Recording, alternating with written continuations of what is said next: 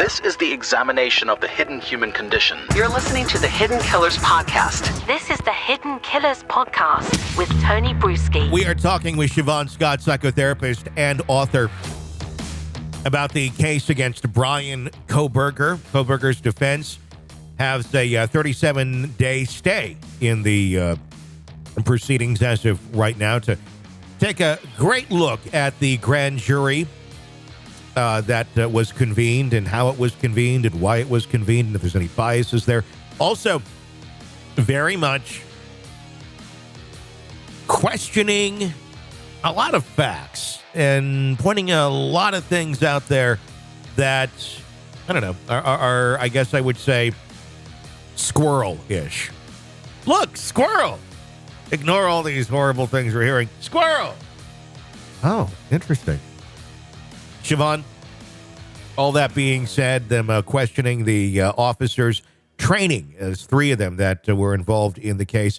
What is going on with the defense? What kind of strategy are they trying to employ here? Well, you know, it sure worked for OJ, and I'm sure in a case like this, a death penalty case, they're going to do everything they can possibly come up with. So they're putting on a very aggressive defense, which we would expect. And that means attacking the DNA evidence, attacking those who collected the DNA evidence, attacking anybody who did any aspect of the investigation, if they can find that there's anything to attack, probably attacking the genealogy science that was used. But, you know, from what we know at this point, it still looks like a pretty strong case against him. So I would be surprised if they come up with anything that really, knocks the legs out from under it.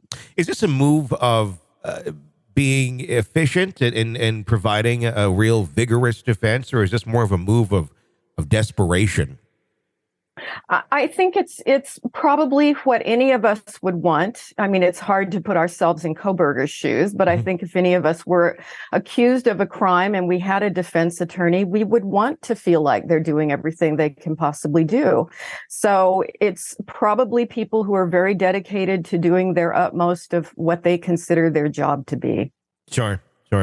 The house, there's talk of the King Road home being torn down. It's planned for demolition, that is for sure.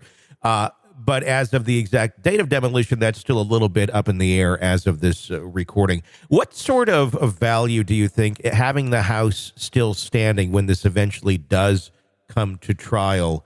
What does that give the prosecution or the defense? Well, the only reason I can understand that there would be an argument to be made for leaving the house up during the trial would be so that the jury could actually go out, as they often do, and visit the scene, and therefore get perhaps a deeper or more fleshed out sense of exactly what we think happened. But I can certainly see for many people having that house there as a reminder that's another aspect of the whole trauma, looking at it. There's never going to be a way to erase the memory of what went on there. And so I can see for many people, there would be probably a very healthy eagerness to just have it taken down. That spot's always going to be marked with sadness, whether there's a house there right. or not. When it comes to things like this, though, and I know, for example, in the Murdaugh trial, they brought the jury out to the barn, the shed that the murders took place in. I know that was a very emotional moment for many people. What have you seen in something like this, where a piece like that is used in the prosecution of someone in trial? Does it make a stronger case when jurors can be there, touch, see, smell, feel, be in the atmosphere where this horrible thing took place?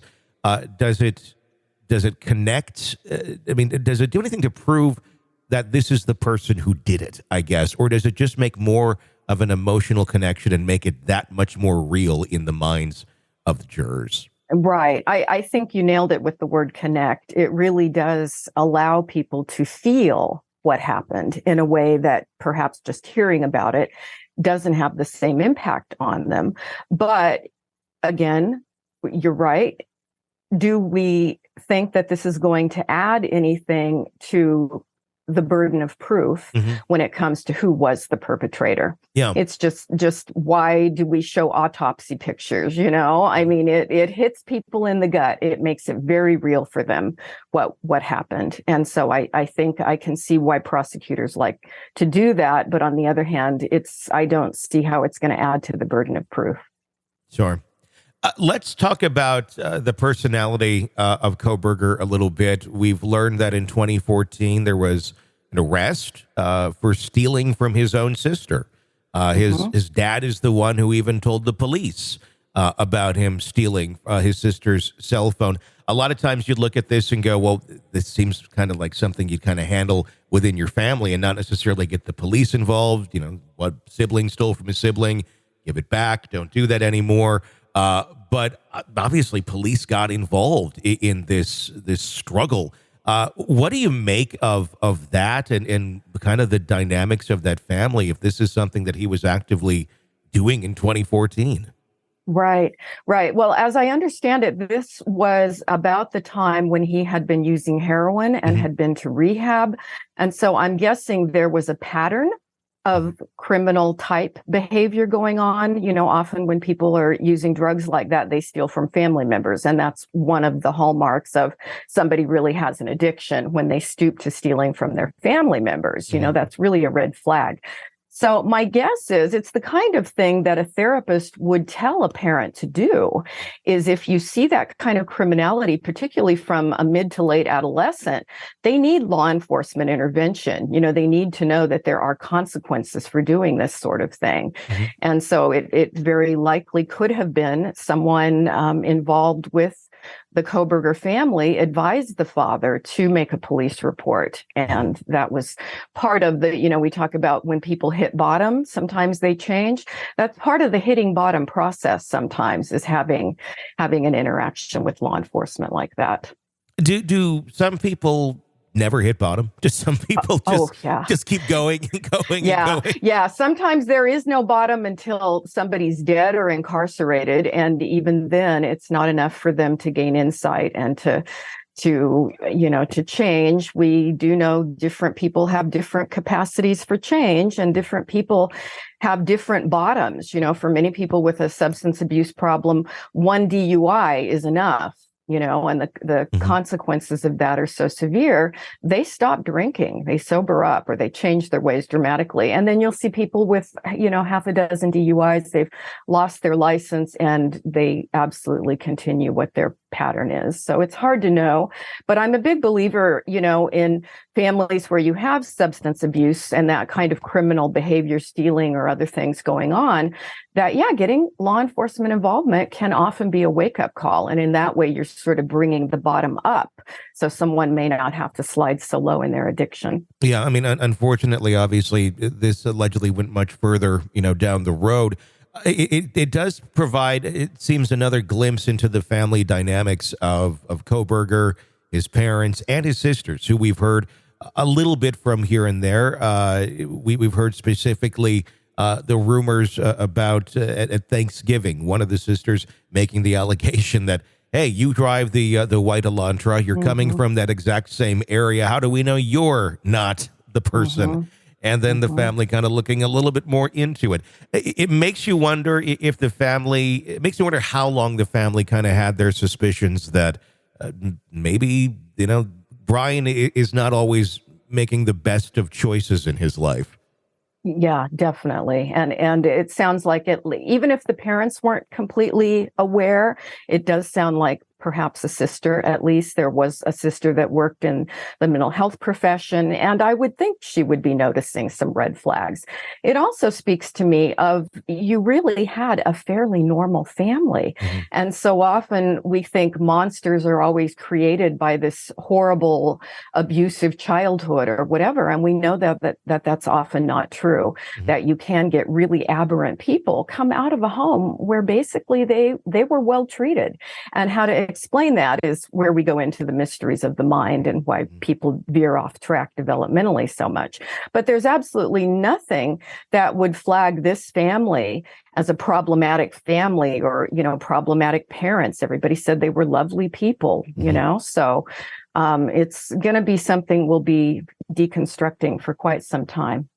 Speaking of mysteries of the mind, I'm curious to get your take on the many groups out there that are trying to exonerate Kohberger, if you will. And again, he's innocent till proven guilty. And I'm all about hearing evidence that exonerates somebody if it exists. But there are a disturbing amount of people online that they seem to have found some sort of community around this, but not the community of let's prosecute this person for justice. It's let's find a way to make this person not do what the allegations are against them with very flimsy to little to no evidence. I'm just shocked by the amount of people that are out there that are hanging their hat in this area, doubting 60 FBI agents, the Moscow Police Department, Idaho State Police, Pennsylvania authorities, and going on the narrative that there's some sort of conspiracy to frame Bryan Kohberger, of all people, just a college student, nothing special really about him, why you'd have all these people trying to conspire against him. What is that, where we see community build up around something that just, it doesn't seem like a community should be built around it, or there's no logical backing to the strength that they think they have? Group dynamics on the internet, they take on this incredible life of their own, and you find the strangest things, whether it be, young girls who bond over anorexia and they call them pro-ana groups online, where everybody's advocating, let's, lose as much weight as we can, to the point that they're killing themselves. When you have the ability to connect millions and millions of people around the world online, you get a strange situation where the strangest people find each other. And the more that they share these kind of delusional or odd ideas, you see it with all the different, from the flat earthers, the different conspiracy groups, the more they share these ideas, normal people filter out. They may look at something like that and go, well, this is weird, and they move on. But you have a certain kind of pathological person who will latch on to it. And then the more that they build this sense of community, they reinforce this alternate reality with each other. And I think we're going to be deconstructing the internet and the way group dynamics have impacted, from our political system to the criminal justice system to, people's general mental health, the incel movement. There have been communities on group for wannabe school shooters, online. And it's just really a strange dynamic. But he's a nice looking guy. I saw him in court the other day, and I was noticing the nice suit he was in. He was very well groomed. And I thought, okay, there are going to be a bunch of needy, sad women writing him letters now. He's a handsome appearing person. A lot of people would identify with the fact that he was bullied as a younger kid when he was chubby, and so people will find some aspect, whether it was his weight training or whatever other kinds of things that they had in common with him or they admired about him. And they create this fantasy about who they imagine him to be. And then they bond online, and you get this strange thing going on. You're locked into the Hidden Killers podcast. Want more? Start binging on all of our true crime podcasts right now through Apple Podcasts, and get an ad-free experience when you sign up to be a True Crime Today Premium Plus member, exclusively on Apple Podcasts. More of the Hidden Killers podcast, dropping soon. Press subscribe now.